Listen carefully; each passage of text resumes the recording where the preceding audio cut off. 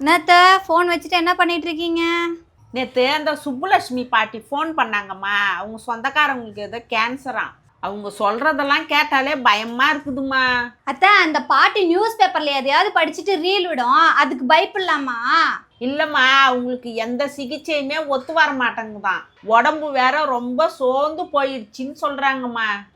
நம்ம ஏன் எப்பவுமே எல்லாரும் பண்றத பண்ணணும்? புதுசா மட்டும் இல்லாம பாரம்பரிய முறையில நம்ம சென்னை முகப்பேர்ல புனர்ஜன் ஆயுர்வேத ஹாஸ்பிட்டல் இருக்குல்ல, அங்க கூப்பிட்டுட்டு போக வேண்டியதானே? அது என்ன புதுசா இருக்கு? அங்க என்ன பண்ணுவாங்க? ஆயுர்வேதான்னு வேற சொல்ற. ஏதாவது கஷாயம் கொடுப்பாங்களா? அங்கதான் நீங்க தப்பு பண்றீங்க. புனர்ஜன் அப்படின்னா மறுபிறவின்னு அர்த்தம். அங்க பாரம்பரிய முறைப்படி ரசாயன ஆயுர்வேத முறையில சிகிச்சை தராங்க. எனக்கு ஒன்றும் புரியலம்மா. உங்களை நேரம் அந்த ஹாஸ்பிட்டலுக்கே நான் கூட்டு போவா? இது நல்ல ஐடியாவா இருக்குமா? வாமா. இதுதான் நான் சொன்ன ஹாஸ்பிட்டலு. இது ஹாஸ்பிட்டலா? இது பார்க்கவே சூப்பரா இருக்கே. என்ன சொல்றாங்கன்னா, இங்க ரசாயன ஆயுர்வேதா, அதுவும் முக்கியமா கேன்சருக்கு மட்டும் தான் இங்க ட்ரீட்மெண்ட் பாக்குறாங்க. இந்த ரசாயன ஆயுர்வேதா மெத்தடை பயன்படுத்தி கிட்டத்தட்ட 15 வருஷமா ஸ்ரீ பொம்மு வெங்கடேஸ்வர ரெட்டி அவர்கள் இந்த ஹாஸ்பிட்டல்ல நடத்தி வந்துட்டு இருக்காரு. இப்போ நம்ம ரிசப்ஷன்ல இருக்கோம். என்னென்ன டீடைல்ஸ்லாம் தேவைப்படுதுன்னு நம்ம கேட்டுக்கலாம். வணக்கம் சார். வணக்கம் மேம்.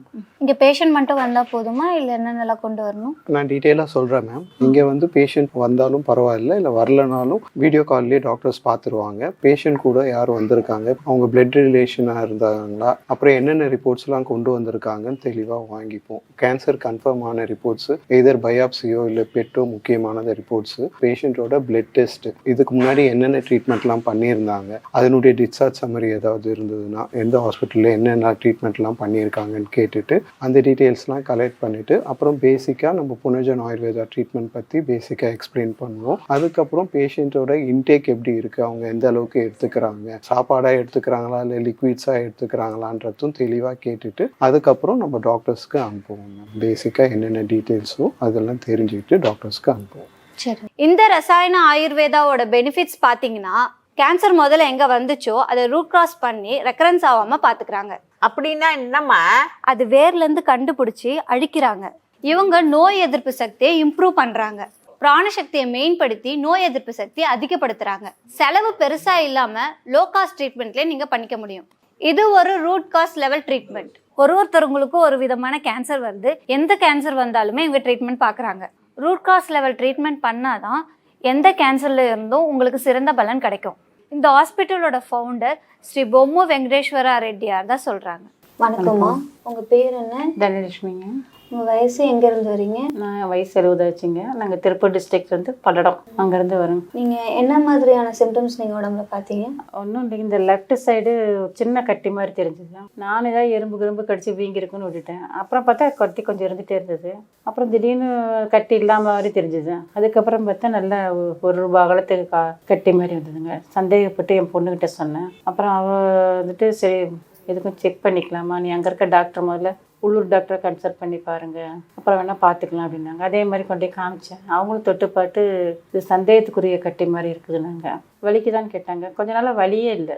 வலி எந்த ஒரு எந்த இதுவுமே இல்லை, எந்த ஒரு சிம்டம்ஸும் இல்லை, வலிகிலி எதுவுமே இல்லை. திடீர்னு குளிக்கும்போது உடம்பு தேய்க்கும் போது அந்த கட்டி இருக்கிறது தட்டுப்பட்டுனுங்க.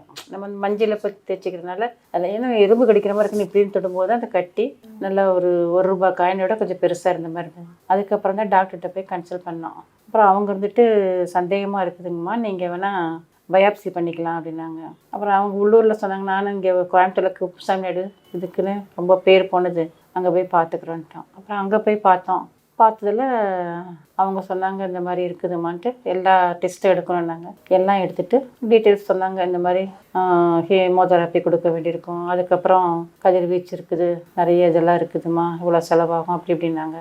நம்மளால முடியாது, அந்த அளவுக்கு வசதி வாய்ப்பு நம்மக்கிட்ட கிடையாது அப்படின்ட்டு எங்கள் தம்பிக்கு ஃபோன் பண்ணி சொன்னேன். இந்த மாதிரி பாண்டிச்சேரியில் இருக்காங்க, அவன்கிட்ட சொன்னேன். இந்த மாதிரி சொல்கிறாங்கடா, என்னடா பண்ணுறது அப்படின்ட்டு. சரி இருக்கா அப்படின்னு சொல்லிட்டு அவன் இங்கே விசாரித்தானே என்ன பண்ணான்னு தெரியலைங்க. காலையில் எங்களுக்கு தகவல் அனுப்பின இந்த மாதிரி புனர்ஜன் வந்து நல்லா பார்க்குறாங்களாம்மா, எப்படியாப்பட்ட ஒரு இதையும் அதாவது கண்ட்ரோல் வச்சுக்கிற அளவுக்கு அவங்க நல்லா பார்த்து சரி பண்ணுறாங்களாம்மா, நீ வேணால் அங்கே பாருக்கா ஆப்ரேஷன்ல எதுவுமே கிடையாது, மெடிசன்ஸ் ரெடி பண்ணுறாங்கன்றாங்க, நீங்கள் வேணால் அங்கே போய் பாருங்க அப்படின்னா. சரி அப்புறம் ஃபோன் பண்ணி கேட்டோம், வாங்க நாங்கள். அப்புறம் சரி மெடிசன் கொடுக்குறோன்னு சொல்லிட்டு அப்புறம் மெடிசன் கொடுத்தோம். அங்கேருந்து வாங்கி சாப்பிட்டு தான் இருக்குதுங்க. இப்போ சாப்பிட்டு பரவாயில்ல, நல்லா தான் இருந்தது. திடீர்னு இந்த கட்டி உடஞ்சி அது தண்ணி மாதிரி வர ஆரம்பிச்சிருச்சு.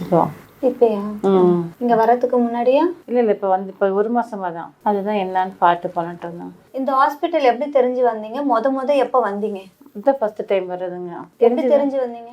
என் தம்பி விசாரிச்சிருக்கிறான் நிறைய பேர்கிட்ட. அவருக்கு ஃப்ரெண்ட்ஸுங்க எல்லாம் அவன் இருக்கனால அவன் மினிஸ்டருக்கு பிஆர்ஓவாக இருக்கான். அதனால அவன் மூலியமா யார் மூலியமா தெரிஞ்சு அவன் பொண்ணு ஒரு டாக்டர், டென்டல் டாக்டர். அப்படி அப்பாவும் பொண்ணு கன்சல்ட் பண்ணி உடனே அவங்க என்ன பண்ணமோ இதை பண்ணி இந்த மாதிரி தகவல் கொடுத்தாங்க. புனிஜனுக்கு போங்க, நல்லா பார்க்குறாங்க, அங்கே போனால் நல்லா ஆகுன்றாவாங்க. இப்போ இந்த மாதிரி இருக்கவங்களுக்குலாம் நல்லா ஆயிடுச்சுன்னா சுத்தமாக நல்லா இல்லை, அந்த கண்ட்ரோலில் வச்சு நல்லா தான் இருக்கிறாங்க இப்போல்லாம். அதனால நீ போய் பாருங்க. நான் இது வரைக்கும் வரல. இந்த உடஞ்சி ரொம்ப எனக்கு கொஞ்சம் மனசு கொஞ்சம் சங்கடமாக இருக்குதான். சரி நேர்லேயே வந்து காமிச்சிட்டு போகலாம், என்ன விவரம் தெரிஞ்சுட்டு போகலான்ட்டு வந்தேன். இந்த மெடிசன் நீங்கள் எவ்வளோ நாளாக யூஸ் பண்ணிட்டு இருக்கீங்க? 8 மாசமா யூஸ் பண்ணிட்டு இருக்கேங்க. இப்போ 8 மாசமா சாப்பிட்டுட்டு இருக்கீங்க. இப்போ உங்களுக்கு ஏதாவது இம்ப்ரூவ்மெண்ட் தெரியுதா? இம்ப்ரூவ்மெண்ட்னா ஏற்கனவே நான் மூட்டை ஆப்ரேஷன் பண்ணியிருக்கேன். அப்போ இந்த கால் வந்து தூக்கி வச்சு நடக்கிறது கஷ்டம். இப்படி உட்காந்து விஸ்குன்னு எந்திரிக்க முடியாது, சட்டுன்னு எழுந்து போக முடியாது. இப்போ நீங்கள் கூப்பிட்டு எழுந்து ஓடி வரேன், இப்போ நடந்து வரேன். முதல்ல எழுந்திருச்சுன்னா ஒரு 10 நிமிஷம் ஆகும், இங்கேருந்து அங்கே போகிறதுக்கே 10 நிமிஷம் ஆகும். வெயிட்லெஸ் ஆயிடுச்சு. அதே மாதிரி கால் வலியும் இப்போ குறைஞ்சிருச்சு. இந்த இது எதுவும் இல்லை, ஏதோ கொஞ்சம் ஆக்டிவாக இருந்துட்டு இருக்கிறேன். ஆனால் இந்த உடஞ்சதுனால தான் எனக்கு கொஞ்சம் மனசு கொஞ்சம் சரியில்லாமல் போனது. அது க்யூர் ஆகுன்றாங்க.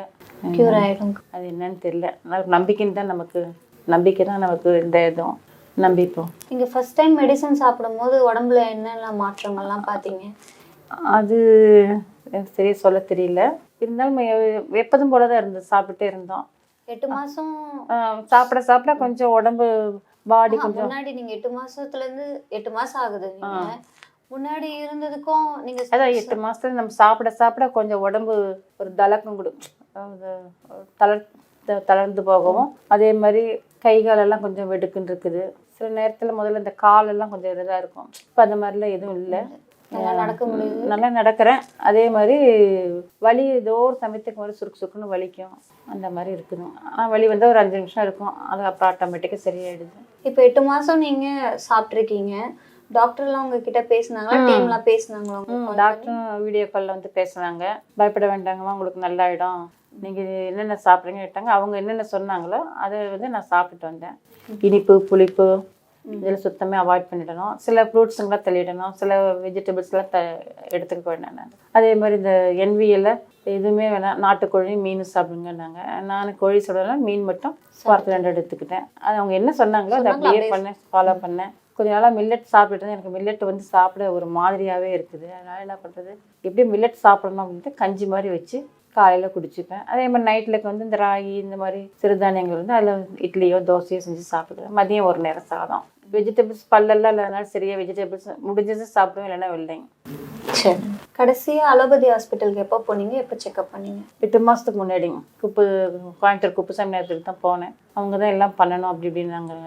நமக்கு முடியாதுன்றதான் நான் இங்கே ஆயுர்வேதாவுக்கு வந்தேன். இப்போ நீங்கள் அந்த ஹாஸ்பிட்டல் போனீங்களா, ஃபர்ஸ்ட் டைம் போனீங்க, ட்ரீட்மெண்ட் பண்ணி ஆப்ரேஷன் பண்ணி தான் பண்ணணும்னு சொன்னாங்களா, இல்லை கீமோ பண்ணிக்கலாம் அப்படின்ற மாதிரி சொன்னாங்க? அவங்க ஃபஸ்ட்டு கீமோ பண்ணி பார்ப்போம், அது வந்து ஒரு இத்தனை வாரம் பண்ணணும், அதுக்கப்புறம் கதிர்வீச்சு பண்ணணும், அதெல்லாம் ஒரு 15 நாள் கூடவே ஒரு மாதத்துக்கு இப்படி ஒரு சில விஷயமெல்லாம் சொன்னாங்க.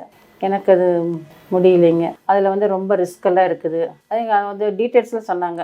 இப்படி பண்ணினீங்கன்னா ஹீமா பண்ணிங்கன்னா முடி கொட்டும், மூஞ்சி மாறும், கை காலெல்லாம் ஒரு மாதிரி ஆகிடும், நெகமெல்லாம் ஒரு இதாகிடும், உடம்புல ரத்தம் சுண்டும், மறுபடியும் ட்ரிப்ஸ் ஏற்ற வேண்டி வரும், ரத்தம் ஏற்ற வேண்டி வரும், நிறைய இதெல்லாம் சொன்னாங்க. எனக்கு அது மனசுக்கு ரொம்ப நம்மளை உடம்பை வருத்தி அப்படி ஒரு ட்ரீட்மெண்ட் நமக்கு தேவையில்லை. நம்ம வேறு சித்தாவோ ஆயுர்வேதாவோ பார்த்துக்கலான்னு இப்போ இது நல்லா இருக்குன்னு சொன்னாங்க. அதுக்கப்புறம் தான் ஆயுர்வேதாவுக்கு வந்ததுங்க. பொதுவாக நீங்கள் கேன்சர் பேஷண்ட்க்கு என்ன சொல்ல விருப்பப்படுறீங்க? என்ன சொல்ல விரும்ப, நம்ம உடம்பை நம்ம தான் பார்த்துக்கணும். டாக்டருங்க என்ன சொல்கிறாங்களோ, இங்கிலீஷ் மெடிசனுக்கு போனால் அது வந்து நம்மளால் பார்க்க முடியும் அப்படின்னு பார்த்தாலும் கூட அதுக்கு வந்து கேரண்டி கிடையாது. நம்ம இருக்க வரைக்கும் இருந்துக்கலாம், இதுலேயும் அதே மாதிரி தான் இருந்தாலும் ஒரு 5 மாதம் போகிறது ஒரு 5 வருஷம் தள்ளி போகும், அவ்வளோதான். ஏன்னா இதில் வந்து நம்ம வந்து எந்த ஒரு அவங்க நம்மளை தொட்டும் கூட பார்க்குறதில்ல. இந்த மாதிரி சொன்னோம்னா அவங்க என்ன அதுக்கு தகுந்த மாதிரி மெடிசன்ஸ் கொடுக்குறாங்க. அவங்க என்னென்ன சாப்பிடணும், இந்த சாப்பாட்டு விஷயத்துலேயே அவங்க வந்து அதை கண்ட்ரோலுக்கு கொண்டு வரதுக்கு முயற்சிக்கிறாங்க. நம்மளுடைய டயட் தான் எல்லாமே இதுக்கு காரணம். அவங்க என்ன சொல்கிறாங்களோ அதை ஃபாலோ பண்ணோம்னா நல்லாகும். அந்த நம்பிக்கை தான் நமக்கு. நம்பிக்கை வேணும் மெயின். நம்பிக்கை இருந்தால் கரெக்டாக இருக்கும். நான் நம்பிக்கையோட தான் இந்த மாத்திரை சாப்பிட்டுட்டு இருக்கிறேன் இது வரைக்கும். இவ்வளோ நாள் ஆன்லைனில் வாங்கிட்டு இருந்தீங்க, இப்போ ஏன் நேரில்? இந்த மார்பக புற்றுநோயினால அந்த கட்டி உடஞ்சிருச்சுங்க. அதை வந்து என்னன்னு தெரியல, அதில் தண்ணி மாதிரி வந்துகிட்டே இருக்குது. முதல்ல கொஞ்சமாக இருந்தது, இப்போ கொஞ்சம் தண்ணி அதிகமாக வர ஆரம்பிச்சிருச்சு. அதை வந்து காமிச்சு எத்தனை நாளைக்கு இப்படி இருக்கும் என்ன விவரம்னு தெரிஞ்சுட்டு போகிறதுக்காக வந்திருக்கோம். இப்போ தூக்கம் நல்லா வருது, எல்லா வேலையெல்லாம் செய்ய முடியுது உங்களால? தூக்கம் வந்து வேலை செஞ்சுட்டு இருக்கிறதுக்கு அப்படியே ஒரு மாதிரி கிருகிருன்னு வரும். கிருகிருப்பு இல்லை, தூக்கம் வர மாதிரி இருக்கும் பாருங்க. உங்ககிட்ட பேசுகிறேன் அப்படியே கண்ணு சொருகுது. இந்த மாதிரி சொருகும்போது இப்போ என்ன பண்ணுவேன், எந்த வேலையாக இருந்தால் அப்படியே போட்டு கதவை தாத்திட்டு பேசாமல் படுத்துருப்பேன். ஒரு அரை மணி நேரமா 3/4 மணி நேரமா எப்போ எத்தனை மணிக்கு எழுந்து படுப்பேன், எத்தனை மணிக்கு எழுந்துருக்குன்னு தெரியல. நைட்டுக்கு நல்லா தூங்கிடுவோம். யூரின் நல்லா போகுது, மோசம் எல்லாமே நல்லா இதாக இருக்குது. வேலையும் கொஞ்சம் அளவுக்குலாம் செய்ய முடியுது. அந்த சோர்வுன்றது வந்து ஏதோ ஒரு சில நேரத்தில் தான், எல்லா நாளும் இருக்கிறது இல்லை. ஆனால் வேலையெல்லாம் செஞ்சுக்கிறேன். அதெல்லாம் கொஞ்சம் ஆக்டிவாகவே இருக்கேன். அதனால் அதிலெல்லாம் எந்த தப்பு இல்லை. இப்போ நீங்கள் 8 மாதம் ட்ரீட்மெண்ட் எடுத்துட்டீங்க. இப்போ 9ஆவதா ட்ரீட்மெண்ட் எடுக்க போகிறீங்க. உங்களுக்கு ஆயுர்வேதா பண்ணுறது திருப்தியாக இருக்கா? அதில் போனோம்னா நமக்கு காசு செலவாகிறதா உடம்பு நம்ம வருத்தி தான் இது பண்ண வேண்டியிருக்குது. அலோபதியில் இங்கிலீஷ் மருந்துன்னு போகும்போது நம்ம உடம்பை வருத்தக்கூடிய சூழ்நிலைகள் இருக்குது. இதில் வந்து எந்த இதுவுமே இல்லை. நம்ம எப்போதும் நமக்கு கேன்சர் இருக்குது அடுத்தவங்களுக்கு தெரியாத அளவுக்கு நம்ம அப்படியே இருந்துட்டு இருக்கிறோம். மருந்து மாத்திரைகளை சாப்பிட்டுட்டு இருக்கிறோம். நம்ம சொன்னாதான் ஒருத்தருக்கு தெரியக்கூடிய வரும். அதனால இப்போ இந்த இடத்துக்கு ஒன்று இதில் இந்த மாத்திரை சாப்பிட எந்த பிரச்சனையும் இல்லை. நல்லாயிடும் நம்பிக்கையோட தான் சாப்பிட்டுட்டு இருக்கோம். ரொம்ப நன்றி.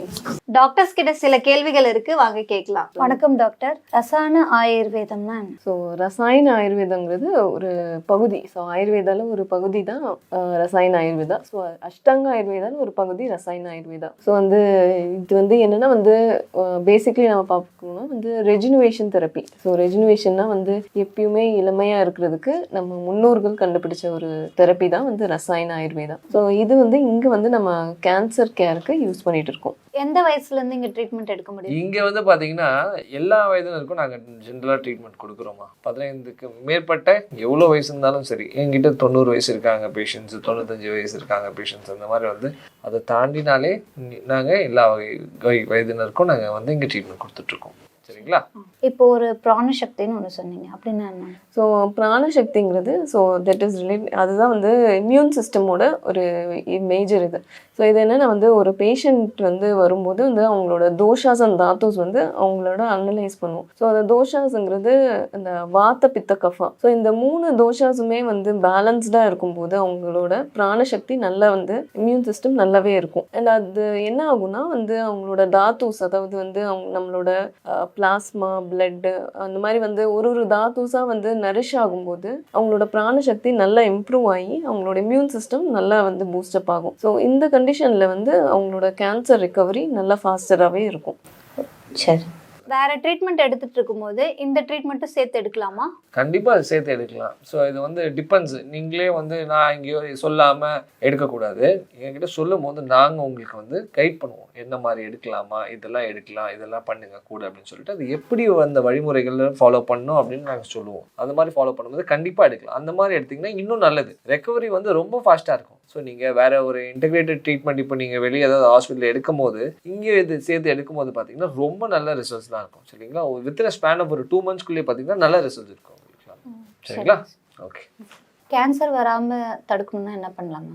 ஸோ கேன்சர் வராமல் தடுக்கணுன்னா வந்து நம்ம லைஃப் ஸ்டைலை தான் மாற்றணுங்க. ஸோ வந்து நம்ம வந்து கொஞ்சம் ஹெல்த்தியான ஃபுட் சாப்பிட்ணும். ஸோ வந்து நம்ம வந்து ஃபஸ்ட்டு வந்து நம்ம அவாய்ட் பண்ண வேண்டியது இந்த ஹைப்ரிட் ஃபுட்ஸ். ஸோ இந்த ஹைப்ரிட் ஃப்ரூட்ஸ் ஆகட்டும், வெஜிடபிள்ஸ் ஆகட்டும், அதெல்லாமே வந்து அவாய்ட் பண்ணிவிட்டு நம்ம ஆர்கானிக் நேட்டிவ் ப்ரீடை வந்து நம்ம வந்து ஃபாலோ பண்ண ஆரம்பிக்கணும். இந்த நம்ம சிறுதானியங்கள், நவதானியங்கள், அதோட இம்பார்ட்டன்ஸ் எல்லாமே தெரிஞ்சு அதை வந்து கொஞ்சம் ஃபாலோ பண்ண ஆரம்பிக்கணும். அது மட்டும் இல்லாமல் வந்து ப்ராப்பர் ஸ்லீப் அண்ட் எக்ஸசைஸ் கண்டிப்பாக முக்கியம். ஸோ வந்து நல்ல தூக்கமும் நல்ல வந்து உணவு தான் வந்து நம்மளோட உடம்பை வந்து வலிமைப்படுத்தும். ஸோ அது மட்டும் இல்லாமல் வந்து நம்ம புனர்ஜனில் இதுக்கான ட்ரீட்மெண்ட் அண்ட் இதுக்கான தீர்வு உங்களுக்கு கண்டிப்பாக கிடைக்கும். Thank you ma'am. தேங்க்யூ. அத்தை உங்களுக்கு டவுட் எல்லாம் கிளியர் ஆயிடுச்சா? எனக்கு எல்லா டவுட்டும் கிளியர் ஆயிடுச்சுமா. நான் போயிட்டு அந்த பாட்டிக்கிட்ட சொல்லி நான் அனுப்பி வைக்கிறேன். சரிங்க அத்தை. எங்கள் அத்தைக்கு கிளியர் ஆன மாதிரி உங்களுக்கும் கிளியராக இருக்கும்னு நான் நினைக்கிறேன். ஸோ இந்த ஹாஸ்பிட்டலோட டீட்டெயில் நான் டிஸ்கிரிப்ஷனில் கொடுக்குறேன், செக் பண்ணிக்கோங்க. பாய்.